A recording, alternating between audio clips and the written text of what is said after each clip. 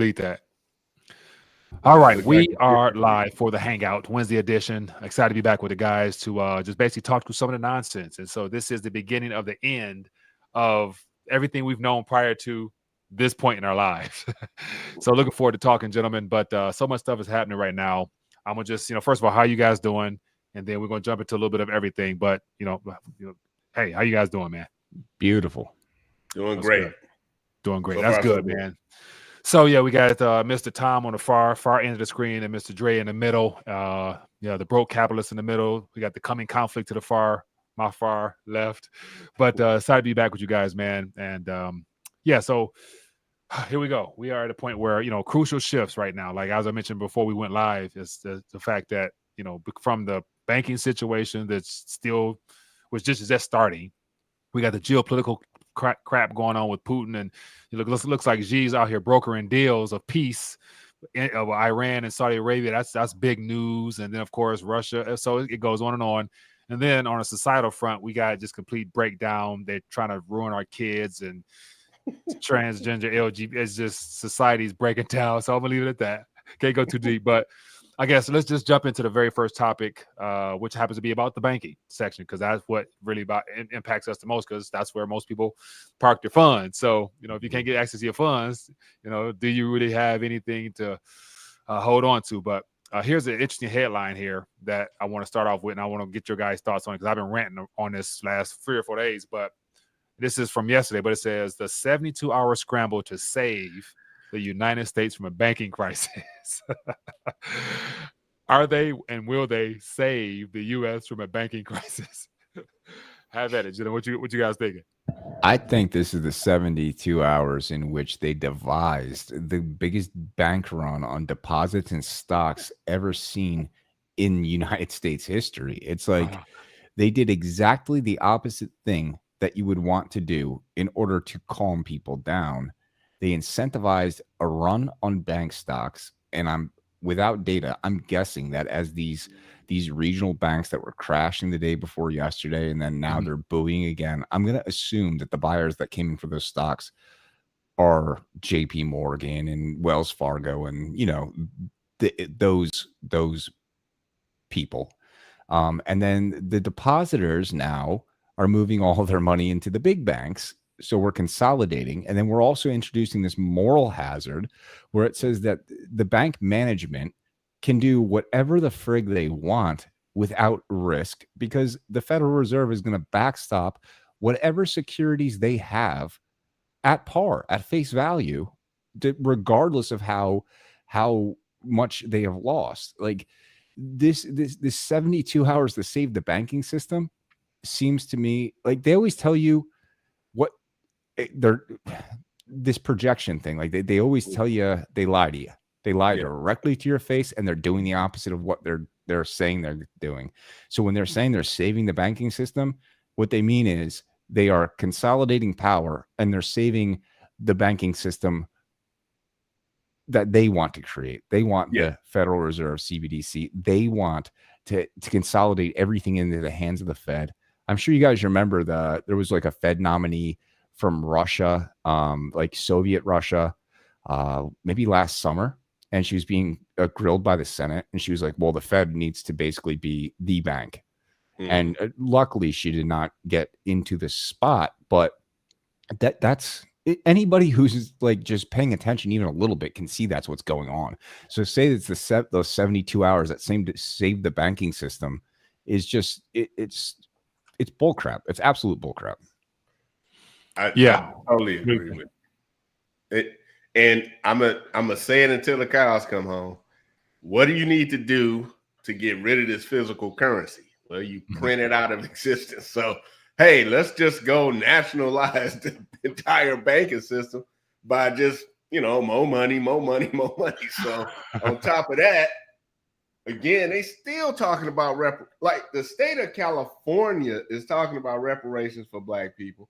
Then you got the city of San Francisco talking about reparations for Black people. And I'm just like, is anybody paying attention to this? Like, the ones who are paying attention to it got their hands out, right? Give me some more money. Give me some more money. Or give me money. But everybody else is like, oh, that ain't gonna pass. Ain't no way that's gonna pass. I don't need to pay attention to that. But I think we got a good chance of this passing just because of the infrastructure that's in place. There's no more merit based system. Capitalism is evil, according to people out here where I'm at. So, and every black person you see is downtrodden, including, you know, multimillionaires. So, yeah, this is a great chance for us to just print out more money along with the banking system. I think they're just going to rescue every deposit and just dump more money into the system until it folds. Now, I talked about this a little bit the other day about how, you know, it's no coincidence is that the banking structure is crumbling or the foundation of it is being shaken on purpose to weed out the small, to consolidate power, as you mentioned, Tom. But then again, it's happening at the same time that the digital transition is underway. And so I want to share with you more of what it will not be talked about much, but what's really happening. And so here we have on the screen, if I can show you guys this, as of March of this month here, the cross-border payments, the CBPR Plus Swift ISO 2002 officially goes online.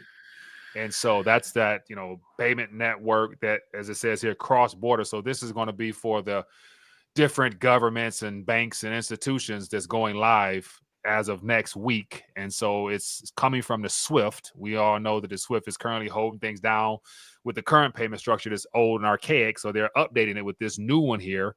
And so that goes live next week. And then it was announced today that the Fed announces that July launch of the new Fed Now system for live transactions. So we got the cross-border payment system going live next one. And then in July, we got the domestic payment network, instant payment network going live. At the same time, the bank happens to be crumbling, you know, at the seam. So isn't that very interesting? Is that what a coincidence that is, gentlemen? Such a coincidence. Yeah, Mike, maybe you know this. I'm pretty sure this ISO 2022 or whatever, it's XRP. It's a Ripple. It's based on the Ripple blockchain, right? So that's what, from what I gather, all the Ripple XRP enthusiasts out there, that's the core from what I'm seeing. But once again, I saw a couple documentations from what is it, the ISO board or whatever, but they're not very specific as saying that. You know, I know Ripple is working with them and partnering with them and stuff like that, but they're not saying there's a list of 6 or 7 different projects that people are saying that are part of this ISO 20002 list. And so it's all the type of popular cryptocurrencies like Ripple, Stellar, you got Quaint, you got apparently, you know, Hedera, Hashgraph, supposed to be. So a lot of those popular ones, but they're all centrally controlled, and majority of them are working in hand with the World Economic Forum. That's what I just dropped I just dropped that in the private chat. So if they are, you know, they have to be more likely. They have to be Klaus Schwab approved. Now, does that help out the retail investor who bought loads of Ripple, you know, a couple of years ago, who's waiting on their bags to pump? It could in the short term, but my suspicion is that in the long run, you know, if they said you're not going to own nothing, what better way not to own nothing than having people hold on to software, thinking that they can have access on and off still, when somebody on the back end, you know, controls the servers. They can easily just shut the network off, like Hedera Hashgraph did last week when there was a so-called breach. So you couldn't access the network at all. So imagine having all those coins, but you can't do nothing with them because the network's off. Like, that's how serious this is. But I ain't a crypto hater, though, so I'm just a skeptic. I'm a concerned citizen, that's all. But I see you here about Ripple, the World Economic Forum. And I notice when you tell people stuff like that, just to get them to think beyond their emotions and and the fact that they are invested in it emotionally, damn near spiritually, it seems like, and financially, people get a little upset and like, you know, man, you know what I'm saying, you late to the party, we going to the moon. It's like, okay, like people get mad as if like I would never say. My point would be open to the idea that you've been duped. Just because we're not going through digital transition where the Fed now and the CBPR is going live, and so happens that cryptocurrency is the primary focal point of the regulators when they're on the back end on a hush developing their own stuff. So I'm ranting too much, but what are you guys thinking? Yeah, well, Mark Twain, he's been accredited with saying this. It's easier to fool somebody than to convince them that they've been fooled. And I have never heard a more accurate saying in my life. I mean, that's why it's so frustrating. We live in two different worlds. Mm-hmm. Literally, you're just living it like you got people who watch mainstream TV and they just eat it up without questioning anything. And I'm like, you don't have to argue with people, run out of your house after you watch CNN and start protesting, but at least pause and say, wait a minute, does this make sense? Like, just stop and think for a second, because if you stop and think, you'll most likely come up with, wait a minute, that don't make no damn sense. Let me go talk to somebody, right? And then they can come talk to Mike or me or Tom or somebody in the chat, obviously, who's not being duped by these narratives. It's like the first person to get out, it can be the biggest lie in the world, but if you the first one to get it out on CNN, everybody believe. So go, you got something to say, Tom? You want to comment on that? Yeah, I was just gonna say, to Andre's point, there's this disinformation laundering where like one reputable like think tank will put it out and then it will get parroted by CNN, and then the next one down the line, always knowing that it was a lie to begin with. And that's how they do it. They do it intentionally so it's so obfuscated where it came from originally. And then go into the XRP Ripple thing and crypto in general. Point one is if it has a CEO, I wouldn't be anywhere near it as far as cryptos go. And then two, I heard something interesting on Liberty and Finance the other day. And this guy was saying basically like, so if you believe that Bitcoin is what it is, you have to believe that there was some benevolent Santa Claus-like figure to come in, create this entire network and system that is going to free humanity, not attach his name to it, not benefit from it, disappear from existence, and just bequeath it to humanity. And it's all for the most righteous and awesome of intentions. And that I had never heard or thought about it like that before, because I am, as far as crypto goes, I'm a Bitcoin maximalist, but it does give you pause, because would we be where we are in this CBDC pipeline at this point in time if it wasn't already for Bitcoin in being the gateway drug? If it wasn't for Bitcoin, would we be here right now? And I remember it like 2012. I'm in the San Francisco financial district, and people were telling me about Bitcoin back then. It was pennies or whatever. And it kind of lost me there because you had to do your mining yourself back then. People still do it, but it was like, I was just got lost in that. But what I didn't get lost in was it Hitoshi? What's the dude's name? Satoshi Nakamoto. I'm like, man, look, I lived in Japan, and there's some shy guys in Japan, but ain't nobody that shy, man. You can revolutionize the entire world, and you just gonna be like, nah, I ain't telling nobody. I'm just gonna put this out there. I ain't gonna make a ton of money. I'm just gonna put this out there, see what happens. I just can't believe there's a human being out there that doesn't want to get credit for it, bad or good. Because when it came out, it was just, why hide it? It wasn't doing anything wrong. It wasn't like he came up with like a nuclear bomb and said, I'm just going to put this out there, and if it blow up, ain't nobody going to come back on me.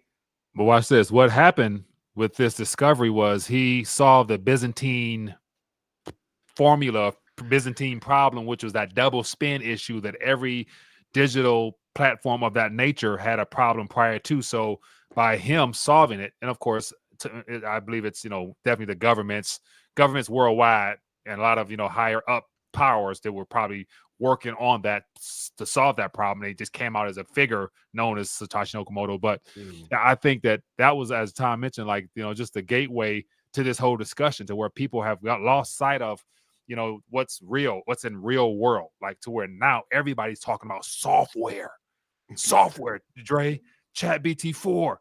Wait till ChatBT 10 come out. You know what I'm saying? Like, so the world is fascinated with AI and software. We wouldn't be talking about all this stuff if it wasn't for Bitcoin, because people will know that gold and silver has always been the way to protect yourself throughout the last umpteen thousand years.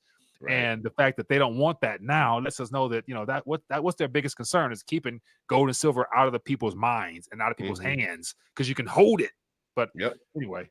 Yeah. And speaking of that, gold and silver, I wanted to go. I actually want to go to one of these San Francisco city halls. I don't live in San Francisco, so I wouldn't qualify for the $5 million they try to give out. Yeah, a lot of people not going to live in San Francisco. It's going to be an influx of people in San Francisco. But I want to get up there and raise my hand and say, I'll take all mine in gold. Sorry, sir, you don't qualify. You don't qualify. Yeah, and you notice how Eric Adams gold and silver and crickets. I bet you can't do that because that's real money, right? Yeah. As soon as we get $5 million in San Francisco, my eggs cost $2,000. It does nobody any good. Well, exactly. And you see the few years ago, the mayor of Miami, and I think Eric Adams even said, "Oh, I'm going to take my salary in Bitcoin." You better believe if they said, "I'm going to take my salary in gold or silver," JP Morgan himself would have been down there on a plane to say, "You better rethink what you're doing. You're not going to be around very much longer." Man, there would have been an event. There would have been something happening in Miami. Like they would have did something to that mayor. Even in Texas, like right now, Bitcoin is becoming popular in Texas. They got a depository, stuff like that. But every politician should be telling their constituents and their people up front, get gold and silver right now. Like that's what you want to have in your possession as an insurance against all this craziness going on. Yeah. But then again, I've never heard it that strong coming from somebody's mouth that gets mainstream. So of course, Ron Paul, he's gold bug, but he's has his own platform now, and he's only able to say certain things because he knows the real deal. He knows all the key actors that's running this global party, but he'll never say it out of his mouth because he wants to still breathe air on this earth. But so everybody has limitations. And that's also why they've painted Ron Paul and Rand Paul and Thomas Massie, the three, libertarian types that would be on this side of things. They've painted them all as Russian stooges. It's amazing how powerful that is still. Yeah. All right. So gentlemen, so as of now, the banking crisis is just beginning and things will play itself out. So of course, everybody here is well aware of what's going on from a much more from the macro viewpoint of how this is a systemic event. And so everybody here, if no doubt in my mind, has prepared for this day as best as they can by holding something outside the system, whether it be cash or gold, silver, land, or whatever else that can preserve yourself. Of course, food and thing in between and that. But so we know we'll just wait and see how things play out. It's going to be rocky, but they might prop it up a little bit longer. Who knows? But okay, so on the geopolitical side of things, gentlemen, I'm kind of curious and wondering, like we got this coming up next week. This is going to be interesting. What's the primary reason in this right now after all this craziness? Like, is this related to the banking / the upcoming announcement of a payment type of system, or it is just a regular meeting that they got to do some house cleaning type stuff, or what? Personally, if I'm giving my informed opinion, this is just as much about banking as it is about Thucydides' trap. Okay, so China is out to overtake the United States, both in world dominance, put their tentacles everywhere the same way we do, but also become the guiding morality for the world, right? Mm-hmm. What happened before this? Before this, we had JP Morgan, BlackRock, State Street, Vanguard, and all of these big financial entities in Ukraine with President T-shirt Zelinski pledging to rebuild the entire country after the Russian aggressors were pushed out. Now we have this systemic banking failure. It's become obvious to the entire planet just how bad the assets on the books of these financial institutions actually are, and all of the unrealized losses that they have. Mm-hmm. So I think that Xi to me is a communist monster. However, he's not an idiot. So he's definitely going to capitalize on this. And I really think there's going to be some chicanery where he's going to go see Putin first. He's going to say, this is what we're going to do. Then he's going to go to Zelinski, and he's going to get Zelinski to get on side with China and be part of the Belt and Road Initiative. I think that is the ultimate goal, is the Belt and Road Initiative in Ukraine. If that happens, it's over for NATO. It's absolutely over, barring some sort of hot war or a real concentrated effort by all free peoples on this world. And I use the word free loosely because of the point we're at in history, but all free peoples in this world stepping up and saying, we will not do business with the communist Chinese. We will not support a tyrannical dictatorship. We will not allow them to come in and pillage our nations, and really use sanctions for one time in American history in a way that could affect the world for better. But man, in my that's opinion, like telling a heroin addict you ain't gonna sell them. Yeah, I know. Like, I got a lot of I got a lot of pie man. in the sky. A lot of pie in the sky.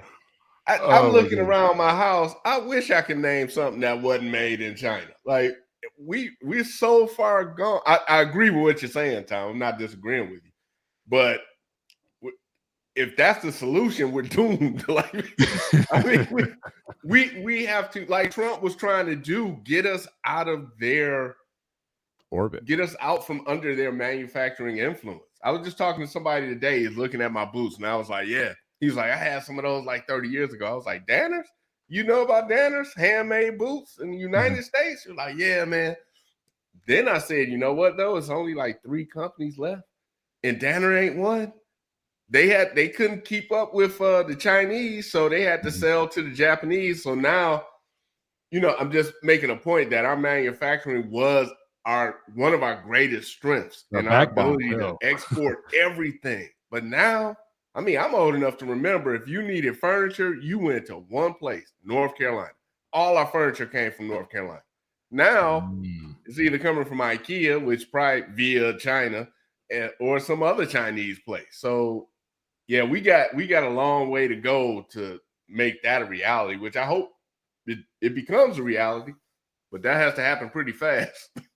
Just real quick before you jump in, Mike, I'm sorry to interrupt. Yeah, go ahead. I just wanted to make one last point too, is this idea that BRICS is going to be this fair world order. This is such a complicated system, and the idea that we're going to remove the American consumer and all Western investment into China, and then China is going to somehow magically be like, oh, we're fine, everything's still normal. China would collapse within 100 days. 100 days. You pull out Western money, you pull out the Western consumer base, because very simply, the crap that China makes and sends over here, they do that because they don't have a consumer base at home. If they could sell everything that they sell in-house, why would they be shipping it out everywhere? You take out all the shipments that are going everywhere. Let's just say the dollar collapses, our banking system collapses because of our own stupidity. That is going to cause more damage to China than I think it would to the United States. At least that's what I'm hoping. I'm trying to be optimistic. I really hate the communists. Yeah, we need to have somebody to keep this up. So I want to touch back on that, just the Zelinski thing. So with China looking to speak and try to broker a type of peace deal or bring Zelinski to his senses, yeah. And you mentioned about the Belt and Road Initiative, like literally though. So this is clogging up the Belt and Road pipeline because of the oil situations and everything else going all the way out to Europe. So, well after all this chaos, unfolds. And so Ukraine is important. Okay, sure. And so my thought is, and so I mentioned this the other day, like China, Xi is going to make Zelensky an offer he can't refuse. And if he doesn't refuse it, kiss Ukraine goodbye. I think the globalist West will be willing to sacrifice that entire region with a little mini something to let Zelensky know that he made a wrong choice if he goes that way. And so I think Zelensky knows what's at stake, you know what I'm saying, to where he'll probably, he won't cave to whatever Xi is offering, because other than safety and hell, we already sending him 500 million billion. So his crypto account and his bank account is at JP Morgan. So he good when it comes to money, currency wise. So what else can you give him? You know what I'm saying? So I just think it's going to be, it'll be a false flag event if he happens to pivot towards the east, flat out. That's still going to be it's going to be a hot shooting war. Watch, I'm telling you, if it gets to that point. I hope not, but that's kind of what I'm thinking. I think the meeting alone is going to be enough to get him done like Diem was done in Vietnam. That's exactly how the United States operates and rolls. He's going to make this. He's going to have this meeting thinking that he's doing something when he's not in charge, and that's it. He's done. He's going to get done like Diem got done in the Vietnam War. He's going to cease to exist on this planet. Personally, it's what I think. I don't think there's any way out for him at this point. So he'll all of a sudden resign or come up missing, and they're gonna put another puppet in, type of thing, or blown up in his house in his living room. Hey man, he got enough money to get plastic surgery. He might just need to. So he could already have a clone or two. Like, I'm sure by now everybody should be willing to say that cloning and that the whole transhumanist situation is not like just conspiracy theory anymore. You know what I'm saying? Like, so here's just a question. This came off the top of my head. Are there any conspiracy theories out there now at this point of the game, given all the stuff we've experienced? Is there anything that people are still saying like, oh man, you a conspiracy theorist, like that crap? Anything come to mind? The only thing I can think of are when the government gets on our side and then starts saying things. I'm like, no, that's a bunch of conspiratorial crap. Like there's an alien mothership. I'm like, no, you're gonna fake an alien invasion. It's stupid. Okay, so yeah, man, you gave me another idea. So look at what surfaced today, man, on the New York Post. You can't make this stuff up, man. This is ridiculous. And so let me put this on the screen here. This is how desperate they are becoming. That as the banking sector is crumbling, these cats says a Pentagon official suggests alien mothership in our solar system could send many probes to Earth. Like, this is the Pentagon, son. Like, how desperate must you be to try to put out this stuff to get people to think that there's stuff out there that's coming here at the same time the banks happen to be going belly up? You know what I'm saying? Like, come on now. Like, I've never been more upset with my fellow Americans, man. Because they just know there's enough idiots out there that read that and skip over the word suggest. And just be like, did you hear the Pentagon officials say that aliens mothership is in our solar system? I mean, these are supposed to be the smartest PhD type, highly decorated military men and women talking about suggest the mothership is coming. Like, they are smart. Their audience is stupid. That's they're smart. Their audience is stupid. And I'll say this, not to belittle people, but I know why. Like, everybody's working so hard, one or two jobs to support yourself. Then you got kids you got to go pick up and chase after. And no one has the time we used to have when the dollar had more purchasing power, when you can have, dad just go out and work, come home, read a newspaper that wasn't just government propaganda, as far as I know. But you have more time to take in stuff and digest it. Now you just getting bombarded with, Instagram posts, Twitter nonsense. What's this dude wearing this dress for? Like, and no one can sit down and really take in the fact that why would the Pentagon be talking about a mothership on the alien in the New York Post? Like, get rid of somebody at the Pentagon. Like, what are you talking about? Get rid of somebody at the New York Post. I'm pretty sure somewhere in one of these stories regarding this, they said it could be disguised as an asteroid. It could be disguised as an asteroid, but it's an alien mothership. You better be looking up constantly. It could be the reason anything. Why. The word could, should, would, perhaps, suggest, those things are the greatest words in the English language because it lets you get away with pretty much writing anything. It could be Santa Claus coming in July, sending missiles. Could be. You can't. So it could be alien interference in our communication systems that is the reason why the banks are going belly up, because there were some false sales and things of that nature. And like whatever, man. But so we know to expect more craziness. But I'm like, okay, am I just as crazy or not crazy, but naive for even talking about this stuff. You know what I'm saying? Like talking about the New York Post and the Pentagon suggests, like, for me bringing this to the attention of the viewers, like, or is this like just all in entertainment, all good smiles and laughs?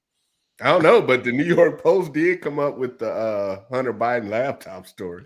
So. Yeah, that's exactly it. And like Mike was just saying, it's like, at what point? It's like there's so, like, from the New York Post, you get Hunter Biden's laptop, probably one of the most consequential stories ever. Then you get alien mothership. It's like, am I going crazy or is everybody else? I don't know. Right. Yeah, oh, so yeah, so we'll find out with this peace deal what might come of it between Putin and Xi and Zelinski or whatever. So that's something to stay tuned for next week. So give us something. What? Let me ask, because you guys are more on that topic than I am. So if Zelinski happens to not be around anymore for some reason, plastic surgery or just not around. What happens? Like, he has a VP, right? His VP, or more likely, or his general, or somebody, because I think he reshaped the whole political structure there. Got rid of a party, canceled the conservative news. So he went full Hitler, in reference to how he's viewed in his country. And so I'm assuming his VP or general or something like that. What do you think, Tom? Or what are you thinking? Yeah, his general's name is escaping me right now. It'll come to me, but battalion that we all know and love. No, not that guy. The guy who's like the head of the Ukraine military. He has come out and said specifically before this tank thing that happened a while back. He came out and did an interview and basically said, if like we don't get these things in these quantities and these events unfold in this way, we are going to lose. He's been the only cool head in the room, and I've been reading and listening a lot that he is constantly butting up against Zelinski and being overridden by our Pentagon. Like right now in Bakhmut, the Russians have surrounded the city and they're throwing just man after man after man into this meat grinder. And this general, I wish I could remember his name, has Arestovich. He's called to remove the forces and just surrender the city, but the Pentagon isn't letting them do it. So Zelinski is almost like he's a totem. He's a token. He's just the guy that gets out in front of the Oscars and in front of the Golden Globes. He's the face of this war, but he does nothing else. Guy? Yeah, Arestovich, right? Oh, that's Kasky or Arestovich, yeah. Yeah, I think so. But how does he survive this? Either way. No, he doesn't. That's the whole thing. If you go back, you gotta know, like, I can't just go, like, 10 years from now, where is he going to be? No, he's not going to be anywhere. He's going to be DM'd like in Vietnam. Because if you go back, when he ran as a peace candidate, and he went out and he met with the right sector and the Azov battalion. And there's videos that you can watch of him telling these Azov and right sector commanders, I want you to remove this material, remove these weapons. And they're sitting there to his face saying, what weapons? I don't see any weapons, just gaslighting him. And in the video, he says, I'm not stupid. I'm the president. I'm the one in charge. He's like, the guy's like, we don't have any weapons. Please move along. They completely had zero respect. Then after that video that I'm talking about, a week later, he has the Azov commander in the parliament giving him an award. He is completely owned and operated by the far right crazies and the Pentagon. When he is no longer useful, when he gets too kissy with Xi, he's going to be gone. That's it. He's going to be Gaddafi. He's going to be DM'd. That's it. He's done. Or if he makes him an offer he can't refuse, Zelinski will disappear and he'll end up within the China-Russian protection that type of protection where he's going to just abandon ship, get citizenship in one of them countries, and live happy ever after with his $50 billion in his JP Morgan. They won't cancel that, so he gonna withdraw those funds, send them over to China, send some to Russia. So I don't know if he'd take this suggestion, but I got a suggestion for him. See, he can come here to San Francisco, identify as black, and reparations $5 million. wear a hat, nobody recognize him, and just live his life out working at Subway somewhere with $5 million in the bank account. Now, he's got a mansion in Miami. Why would he go? Exactly. He got, so watch this. So this leads into our next little story here. And so this is from MW. It says, why did we take down all the weather balloons of China? Then hypocrites complain about the one drone. And so this leads into that next little topic we were going to touch on. And it happens to be about the drone that was shot down. I'm thinking, like, just for our first rip, like, what is the U.S. drone in that region for in the first place, other than the fact that we call ourselves protecting the damn free world, but really over there spying. But Tom, man, give me the rundown, because I know you dive deeper into this than I did. Basically, we got a Reaper drone in the Black Sea. It's in international waters or airspace, however you would say it. We got 2 Russian MiG or SUs. They fly up on the thing. They start dumping fuel on it. And then one of the Russian jets taps the propeller, drops the drone into the water. Now, under normal times, this would be completely unacceptable, but we are in a de facto war with Russia right now. The United States is in a de facto war with Russia. That's not even up for negotiation. Mm-hmm. So that drone wasn't just there doing peaceful reconnaissance. It was there targeting for the Ukrainian military.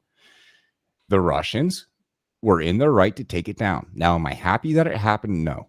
The United States should not be so weak that the Russians feel that they are able to do these things. It makes me sick in my stomach that this happened, but I can't blame the Russians for doing what they're doing, again, when we're in a de facto war.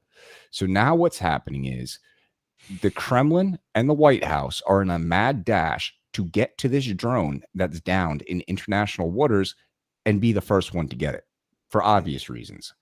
The Kremlin wants it for its technology. The White House wants it to keep it from their technology. So then that just creates another point of conflict. So what happens when the Russian Navy and the United States Navy come across this thing at the same time and start firing shots? And that's it. That's it. Like, these situations that we're living through right now. I woke up and I said to my wife one day, I'm like, I was reading something. I'm like, oh, this thing happened. This has never happened before. How many times are we saying that recently? This is the first time this thing has ever happened. Mm-hmm. We are living through such consequential and unpredictable times. And Mike, I agree with you, and Andre also, that there's a lot of narrative control, and like they're definitely spinning us into something. There are plans, but these people are people. They're humans. They're not gods. They only have so much ability to control things, and there's the law of unintended consequences. Like, I'm sure you guys have all heard that story from the Cold War, where the Soviet sub lost communication with Moscow. They thought a nuke got dropped on Moscow. They were supposed to fire a nuke and hit the United States, and it was just one guy who was like, no, we're not doing this until we hear the command. Mm-hmm. And he saved the entire world from nuclear holocaust. And those are the little things that happen. And why couldn't it happen when you have Navy destroyers and Kremlin destroyers coming to get this freaking drone that got downed, and then someone gets trigger happy, shoots a boat, and then that's it. That's it. That's World War III. Now think about this. Like, think about your residence. Like, if you had a guy that you was beefing with severely on the other side of town, and he had the capabilities of sending a personal little, DJI drone 4 or 5 miles your way and was hovering above your backyard, and you knew it was from him, how pissed would you be that It's up there over your property, there to spy on you? What the hell you gonna do? More than likely, you're gonna try to knock it out the damn air, and you have every right to do so, because you got somebody 1,000 miles, 100,000 miles away sending something your way to spy on you. Is like, duh. So it's just crazy, man. Like, the fact that we are at the point where we think that we are the beginning and the end of everything, as far as like being able to surveil the whole world, bully the whole world, and it's coming to an end right now. And so there's no holds bar as to what could come from this, because I don't think the East gonna take it no more, man. Yeah, I mean, no, I back when I always call him endearingly the orange guy. Mm-hmm. When he was around, like, think about all the conflict we have now. We got a banking crisis. We got, the Ukraine war we in with Russia. We got all this, racial stuff. going on, transgenderism, like all this stuff is like boiling. And maybe there was aspects of stuff like that when he was around, but this stuff is like every day, like Tom said, it's something new, unprecedented. Like, what? This is happening? And then with him, the most like, this dude actually walked into the DMZ without security. Like, that's I want that. Give me that. Give me that. Don't give me this dude who tripping up and downstairs, who like, let's print off more and more money. Let's save all the banking any bank account. Like, you got a bank account, you got a bank. Here's some money, here's some money, here's some money. All this moral hazard crap that's going on. So basically, you tell me, like SVB Bank, right? 93 or 97% of their accounts were by startups, whatnot. And I just found out that Black Lives Matter had like 73 million or billion dollars in that bank. And I'm just like, you're literally gonna save that? Like, you're gonna print off 73 million dollars to save this nonprofit, along with, you're treating it the same as a startup where, blood, sweat, tears, sacrifice. They got a loan for like $4 million to pay their payroll. And everybody, I feel for them more so than a nonprofit that's out here screwing over people and it's like up for, and I don't know how many counts of fraud in Atlanta or in Georgia, I think. They got houses everywhere. Yeah, but then the little guy, which is 99% of all Americans, you just like, well, too bad for you. You got to work 2 or 3 jobs because the dollar ain't worth a damn. I'm sorry. It maybe one day in my lifetime, people will wake up to the fact that fiat currency is screwing you more than anything. Anything. Yeah. Okay, let's touch on another little subject here. Locally, politics. We got Rep Chip Roy formally endorses DeSantis for president, although he is not announced. And so there's a lot of, even Trump is out here talking or talking a lot of smack towards DeSantis, and he hasn't even officially announced yet. So we all assume that he is. But, as I mentioned before we went on live, based upon all the chaos that's underway right now and the way things are going to pick up, like I always said a couple years ago, I'd be very surprised if everything is hunky-dory come political season for presidency a year and a half from now, whatever it is. So I think the world going to be completely turned upside down. But what are you guys thinking about this? Andre? Yeah. I don't want him to run against Trump. I would love for all of them to get on the debate stage and put all those ideas out there. But if you're going against Trump, Trump ain't going to hold back on you. So he's going to make you, whoever's going against Trump is going to get obliterated on stage. And then that person, you're going to pick that person for your VP. So the perfect ticket for me would be Trump DeSantis without them debating each other. But if DeSantis doesn't run, I'm fine with that too. I really am. I think in order to stop what's going on, you need that orange bull to get in there and just wreak havoc on stuff. And I don't see DeSantis. I don't know. He may. I mean, didn't he just did something today? Like, man, it was something big. Not with another corporation or something. He suspended a liquor license. Yeah, liquor license for the hotel Marriott or the Hyatt. Yeah, I'm like, that's what I'm talking about. Like doing stuff like that.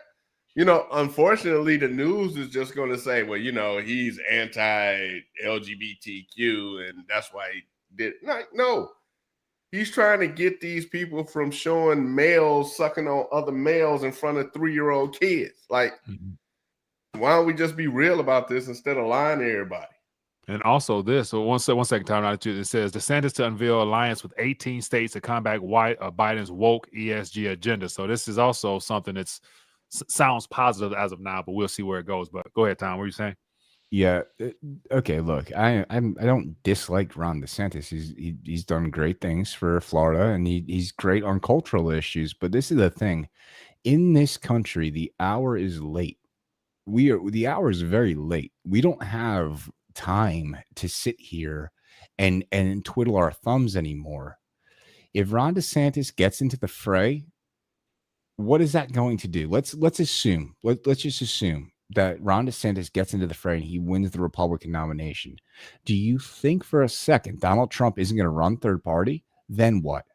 That's the worst outcome possible for our country, because we're just going to get more of the same that we have now. If Ron DeSantis, like, this is no longer about personalities or policies. This is the literal, will America be around for another election cycle? This is the Ides of March, right? This is the fall of the American empire. It happened to Rome. It can happen to us. It's happening right now. And the best thing that Ron DeSantis could do would be to say, I am not running, and I fully endorse Donald Trump for president. That's it. Because it's not about Trump versus DeSantis. It's about one man can do the job. We know it. And one man can, but it's just going to blow the entire system up. And that's why you have the Citadel and the Citadel, Ken Griffin, and you have, what's the Chinese one? All these big investment firms and all this big money getting in behind DeSantis. Why? Because they hate Donald Trump. They don't give a darn about this country. It's more important that Donald Trump does not get back into that White House. You even have Rupert Murdoch came out and said, by any means necessary, we will make sure Trump does not get reelected. I gotta agree with you, Tom. I think the stakes are a bit too high. But here's a question. You need more than one Trump, because if he's your big target, God forbid something happen, but like you can't rely on just him.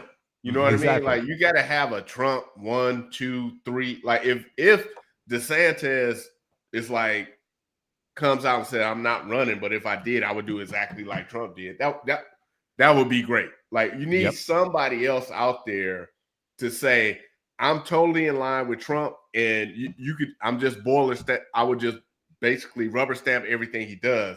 That way you can spread the targets out, because he's just too easy. He's like a JFK in an open convertible. You know what the CIA thought about that. You know what I mean? So, what was that? Executive Order 1104 or something? Oh no, you didn't. Boom. So, and then blame some dude named Rudy Ray or whatever. So I think I know if Trump got elected, all hell would break loose on the left. I know that for good, but it would be for good. I'm concerned that if he's the only person who's willing to do that, he's just too big of a target. I agree with that. Like, I definitely agree with that. But we do have Ron DeSantis. It's not that Ron DeSantis isn't viable. It's just the hours late. We also have Carrie Lake. Carrie Lake is amazing. Yeah, and we got to stop. Like, we got to stop this left-right thing. Like, I'm assuming you guys are both with me. I'm a populist. Like, this is the populist movement. Like, this is the heartbeat of America coming back and saying, do we want this thing that is America to be repaired? Or are we going to be calling President 47 the last president? Because I think that's where we're at. Either Biden is the last president or 47 is the last president. I don't see how we get to 48, regardless of everything else. Like, the hour is just too late. I don't know of a more articulate way to say it, but Ron DeSantis needs to just I know Trump is being a real a-hole. I get that. It's Trump. That's what he does. But Ron DeSantis needs to say, I'm not running. I endorse Trump, and that's it. And coalesce the movement around him, because I am sorry, Donald Trump, 75 million votes. He has an army of people who love him. He's a man who doesn't need to do this. He has no desire. Why? Why does he need to keep getting run through lawsuits? Why does he need to keep getting threatened to be thrown in prison? Why does he need to lose money running for the presidency? Maybe he just has some insecurity where he wants to be loved, or maybe he actually loves this country. But either way, I think it's a net positive for everybody. Yeah, and it's what's I guess the sad part is that there was just three candidates: Lake, DeSantis, and Trump, out of 340 million people. You know what I'm saying? Like, that's the part where even what has been given to us is still the bare minimum, to where, like, we're talking about just having those three as if like they're gonna really make that type of difference other than just disrupting what has already taken place. But it's my suspicion if there was a way for DeSantis or Trump to become that next president and started reversing things that has already been done, lights going out. Yeah, Like, you know, like the liberal left has worked so hard to destroy this country in a year and the last 2 years, a year and a half, to let it go now. They have an agenda. They have quotas to meet. You know what I'm saying? Today we owe China. Like a lot of this is in past debts to CCP. Like, you know, we have, but they, you know, we owe them a lot. You know what I'm saying, for allowing us to get to this point to where we've indebted basically the whole entire world with our currency, flooded the world with our currency. So they got quotas to meet to where if it was to be reversed, lights going out, and we will start our so which would be a good thing though. We can reboot the system genuinely and not be led down a surveillance pathway of having digital IDs and CBDCs, and you know you can't travel this far without having to ask permission to leave a smart city, and so that'd be good. So it could be a win-win. Yeah. Real quick, I said something today in one of my videos, and I was like, you look at your money. You got Washington, you got Lincoln, you got Franklin. Imagine how sick they would be to know that their faces are being used for an instrument that has completely decimated the people the society that they built. Imagine how sick they would be. Jackson. Yeah. Andrew Jackson, dude. The bank slayer. I mean, he's the bank slayer, and you put him on the evil, man. That just evil. And until you, for me, like I'm still somewhat skeptical of anybody, any and everybody. But to me, what I haven't heard, and I'm just dying to hear, and somebody say it, is anything about sound money and individual rights and individual responsibilities. I haven't heard that. Like I remember Trump was talking about auditing the Fed or something 1 week during this campaign, right?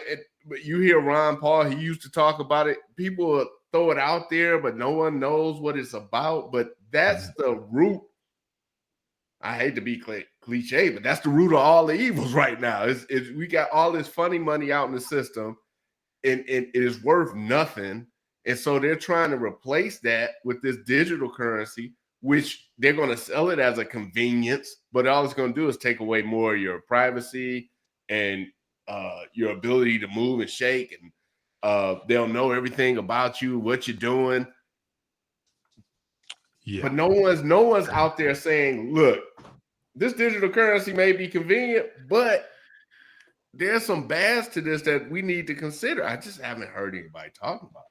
Yeah, there's a couple people in the alternative media realm, so like outside of alternative media,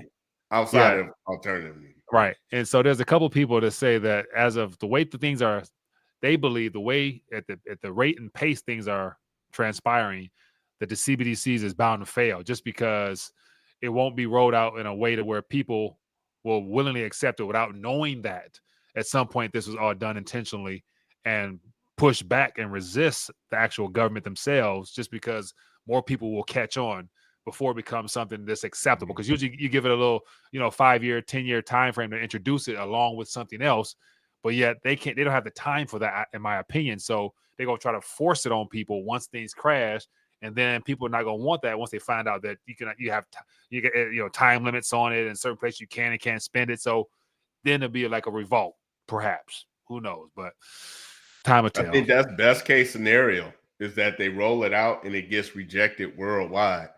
But I just think they're going to do what they always do. They're going to create a problem so dire that the vast majority, you just need 51% of people say, please give me that solution.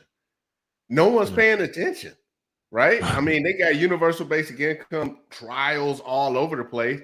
And where, like in Sacramento, it was either $500 or $1,200 a month. We just gonna give you some money and let's see what happens. Well, I'm sure that was the biggest marketing scheme ever. Joe down the street, you get $1,200 a month from the government, and look at his shiny new shoes. He got some pink Gators because the government just gave him some $1,200, right? Well, I want some pink Gators too. All I got to do is breathe and get some pink Gators. Who gonna say no to that? No one will say no to it because we realize what's going on. Mm-hmm. But CNN, MSNBC, all these people who are just locked in and listening to Whoopi Goldberg even say anything, they're going to be like, yes, give it to me. All right, gentlemen, let's move on to the last subject, GPT-4, and the fact that it's really shaking things up. And when we were talking about CBDCs and stuff earlier, I had a thought about how, as of right now, we're on GPT-4.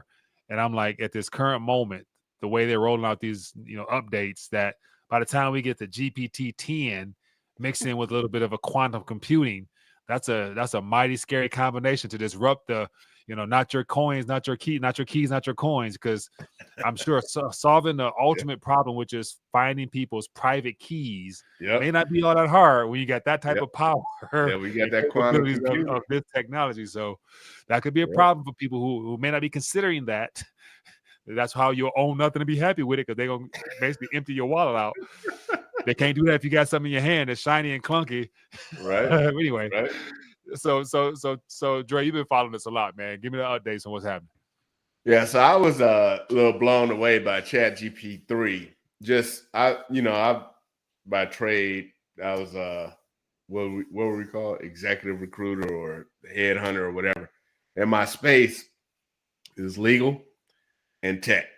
And just since 2006, I've just been seeing the writing on the wall with tech replacing jobs, slowly but surely. And then with ChatGPT-3, I'm just like, oh, your job is gone. Your job's gone. Your job's gone. It's just a matter of time. Don't forget that mortgage. Don't take that mortgage out. You ain't gonna be able to pay it off, man. It's like, no. So, but that was like, I talked about this in like February. It's like March 15th. They already got a new one, right? And if you go to YouTube, just put ChatGPT-4 in there.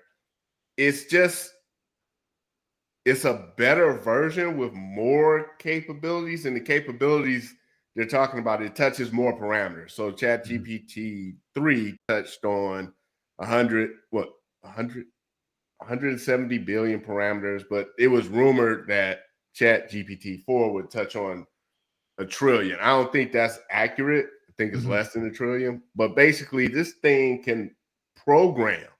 So I was talking about my boy the other day, the jobs out in the Silicon Valley that pay the most are developers, software developers, right? This thing is cutting out the low-level the programmers do. Just don't go into programming, go into development, right? But it's even taking out the low-end programmers. So let's just say Google has a software engineering development like team, right? Let's just say is 100 people on that team. Well, as of today, you could probably get rid of 30 of them. That's today. And then what are those guys going to do? Their lifestyle, they're getting paid, man, minimum 160, 170, right? In California. Like, how do you replace that lifestyle?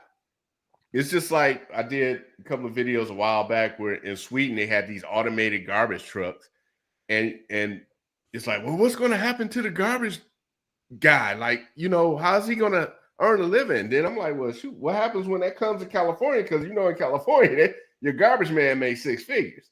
Now he may not have graduated from college, but if there's an automated garbage truck driving down the street, the old guy, the guy who used to drive that truck, he's out of a job.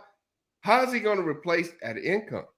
So this is, along with the banking crisis, technology is slowly but sure, well, it ain't even slow anymore, creating these personal crises where it's not only is your money worthless, your labor is becoming worthless. And I think that's one way to create such a crisis, such a dilemma, that people like, in this scenario, the garbage man who, made 6 figures, he's out of work, his skills are inadequate, along with the software developer, their skills are inadequate. I think that's the situation they're looking for to present this reset, to say, look, we're going to start all over. Capitalism failed.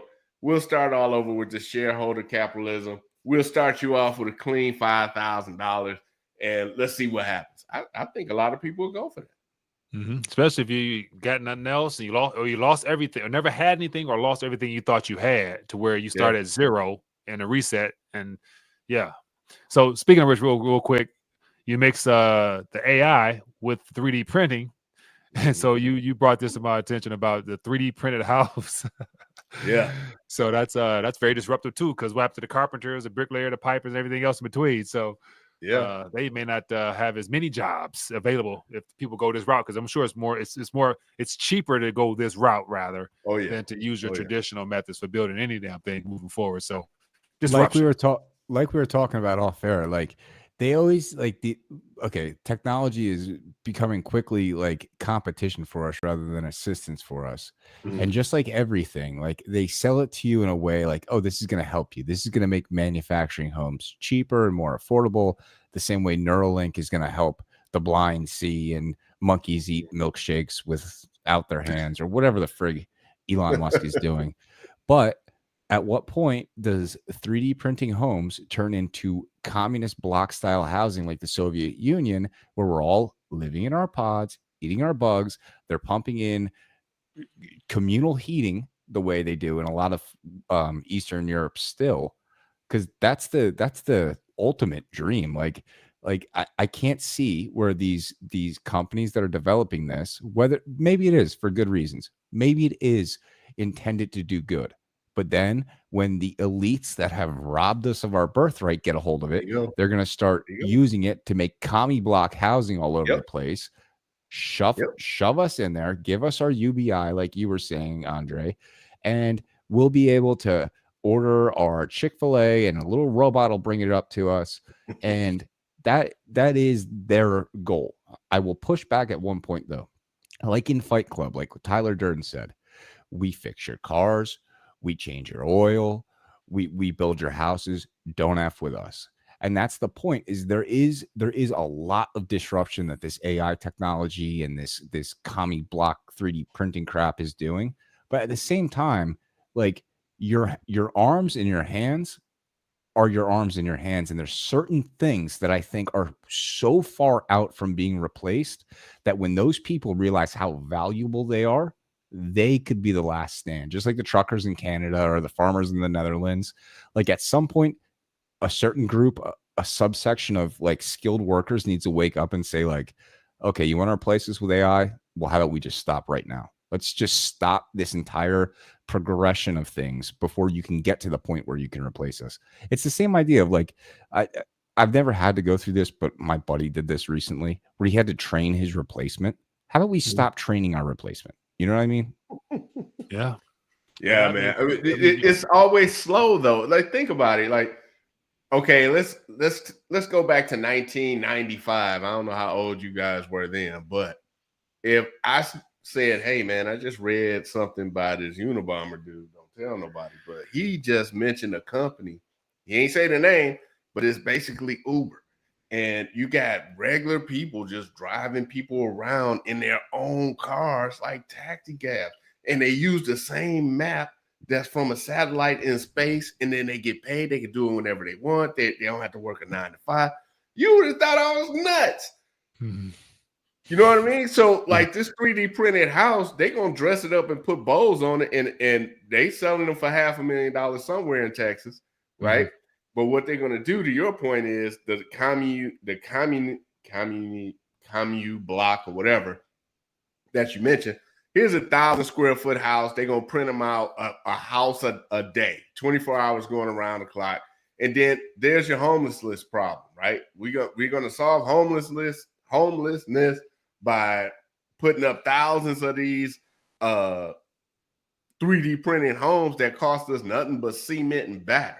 Right. Then that lowers, what that does psychologically is that lowers the standard for people. That's one great thing. I think we're going to run over here, but that's one great thing about capitalism. You have the freedom to go out there and die.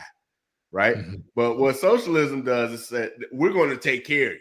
So they're going to say, look, little Johnny, you don't have to get all A's in math and be ambitious and stuff like that, because we're gonna 3D print a house for you. Just vote for us when it comes time to vote. Remember your UBI. You said $1,500 for those gators. Well, when I get in office, I'm gonna give you $1,800, right? And that's how they'll be able to control you, by giving you stuff that becomes, you know, so essential to your life. You can't imagine life without it. Like, I'm going to Europe in the summer. I'm already looking forward to you calling the Uber to take me here and there. 1995, I'm like, man, I'm going to Italy. I don't speak no Italian. I'm gonna have to get in the cab. Hopefully they take me where I'm going. So this stuff rolls out slow. So everything we present today, except for like the financial stuff, like the banking stuff, that has an immediate effect. Like tomorrow we wake up and it's like Wells Fargo's out of business, and we like, you know.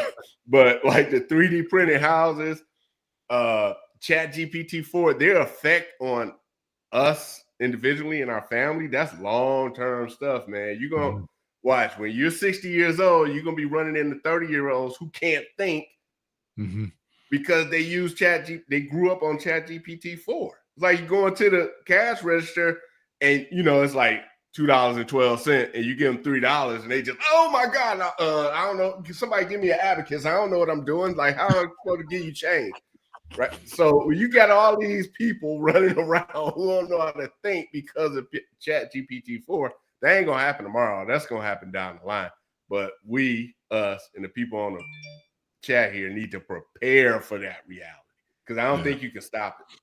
Really We're not, man. But we're past our hour point, man. But it's always good to connect and to just go over current events. Of course, what's coming ahead and everything between, and of course have some good laughs in between. So I appreciate that, gentlemen. So we got the coming conflict and the broke capitalists. The links to these gentlemen's channel is in the description. If you haven't subscribed to those guys, definitely do. They do a good job of trying to share their thoughts and expertise on a variety of subjects. So I appreciate you guys. And as always, if you haven't, hit that thumbs up button, show your support for the channel. And gentlemen, next week it's going to be even more firecrackers out there that we're talking about. So we'll be back at it then. But everybody else, be blessed, be safe, and I will see you guys later.